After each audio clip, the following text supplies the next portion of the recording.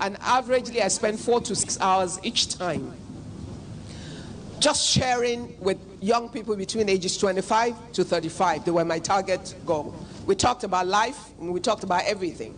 And one session I said to them was simply about investments. And I said, we spent 6 hours on the day of the investment. And it was simple. I asked most people, what is your target goal? And they told me the kind of money they'd like to have in their bank balance. I then asked them to explain their lifestyle to me. And in the midst of their lifestyle, I found them the money. Because it was easy to show them that they were already richer than they aspired to be. But they didn't have that kind of money or that kind of balance, because within their lifestyle, they were consuming their future wealth. And you see, when Yoruba people say that, that 20 children cannot play together for 20 years, what they really mean is at the stage of childhood, you're literally all the same. Secondary school, your peers, whatever advantage you have over the next person is not because of you. Maybe your father has, your mother has, that's not yours. That's somebody else's wealth. Because your father could die without giving you a dime. Or he could die and you find out that he was living on borrowed money. Or maybe you go and marry and you think your husband has money. Then soon enough you find out that he doesn't have what he seems to have.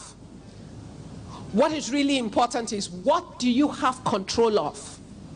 What is the cash flow that you can definitely say that this one, I am sure of it because of this? And within that cash flow, what part of it are you able to hold in a disciplined manner that allows you to make that money work for you? I always share this theory of sand and a block. How many people know it? A few that have taught over time.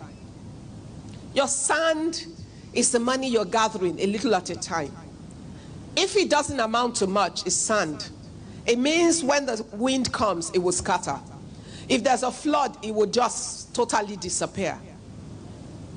But if you are consistent and you're disciplined, like the 3 women that were rewarded today, and over time you don't lose sight of your goal, and you stay with it long enough to have enough sand to mold a block, what you would have will no longer be sand.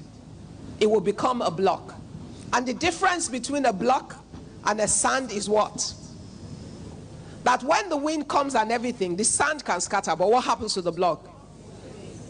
Assuming this is your block, when you do this to the edge of the block, what do you have in your hand?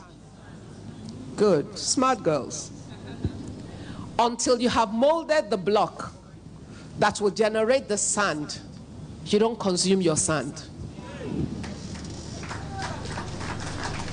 Because the sand will scatter.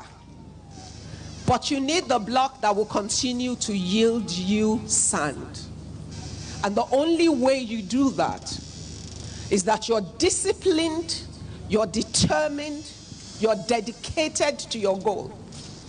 And that, like Oja and like Tommy, you find that kind of support system that holds your hand in the weak moments. That kind of voice that says to you, no, you cannot buy one more Ashebi. That kind of voice that says to you, you look good, but learn how to make yourself up. That kind of voice that says to you, we're going to the mall just to have a social visit, but you're buying nothing because you don't need anything. That kind of sound, voice that says to you, her jewelry pieces are beautiful, but you haven't worn all the ones in your vault or in your wardrobe, and you're not buying one more.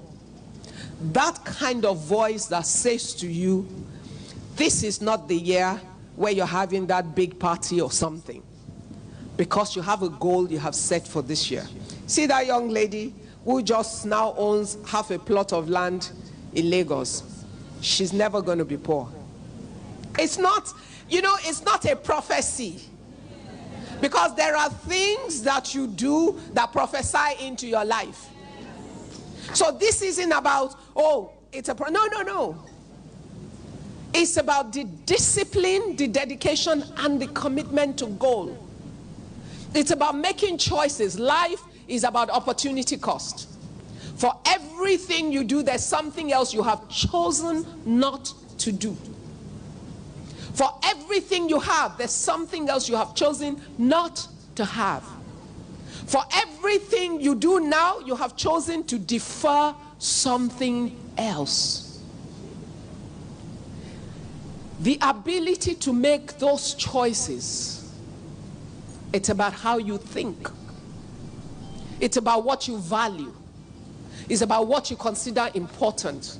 It's about where you have chosen to go to. And many people choose to go to great places but never get there, simply because though they say, they do not do.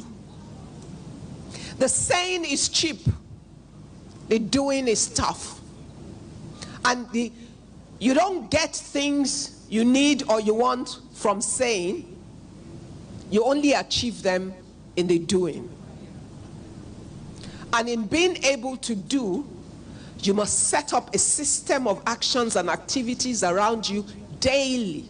It was why we had the panel on the daily habits of people who want to build sustainable wealth. It's about the things you do every single day.